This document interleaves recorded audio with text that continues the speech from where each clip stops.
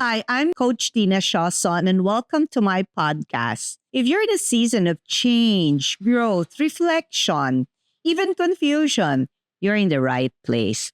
Think of this as our little conversation, something that is honest, unfiltered, and grounded in the things we all go through in life but rarely talk about. Here, I get to show up as just myself, not as just a coach, but as a fellow human being navigating life, learning, unlearning, and growing right alongside with you. So settle in and let's begin. Purpose versus practicality. I think it's an and, not an or. Early on in my career, I was always about practicality. I chose a career, pursued my career, worked so hard because I want to give something to my family, to my children. And I think that was a preference. That was practicality.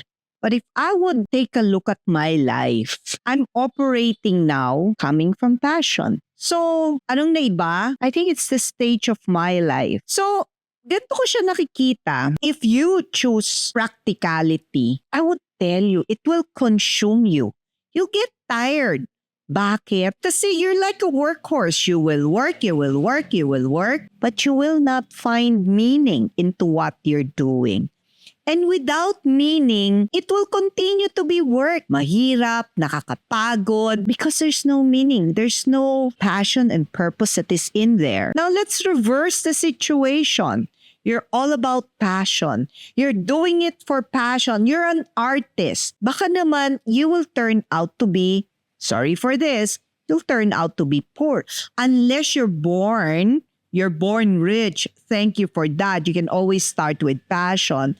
But what is that percentage of Filipinos or people who were born rich? So, to me, passion, sure, you can do that. But at a certain point in your life. So, if I would summarize it, it's passion and practicality. It's an and.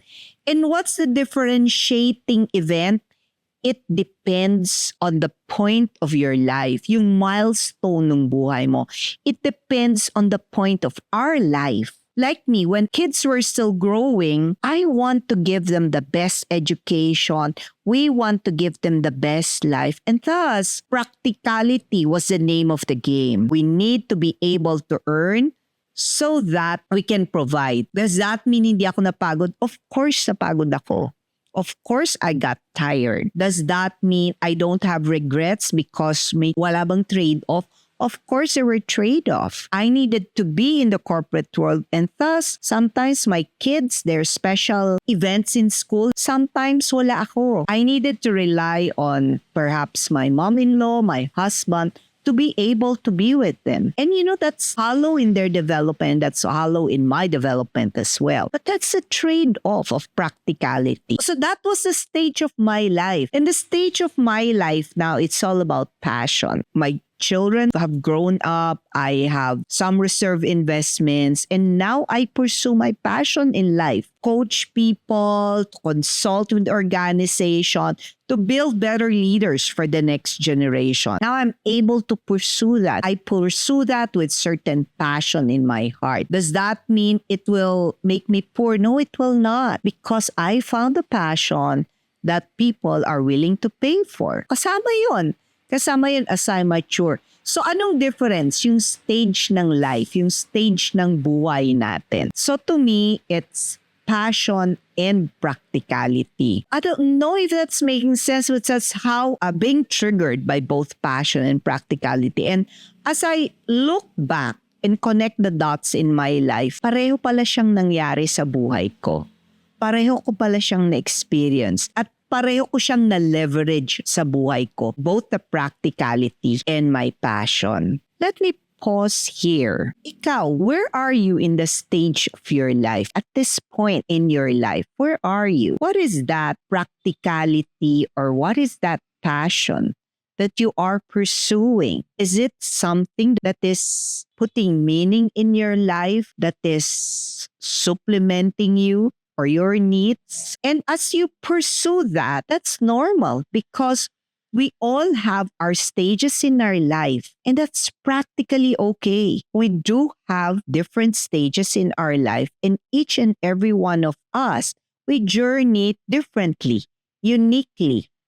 So pursue it and be mindful of how you transition from practicality to passion, to from passion to practicality, and how you leverage on your experiences as you grow in your own journey. That's it for today. I'll see you then.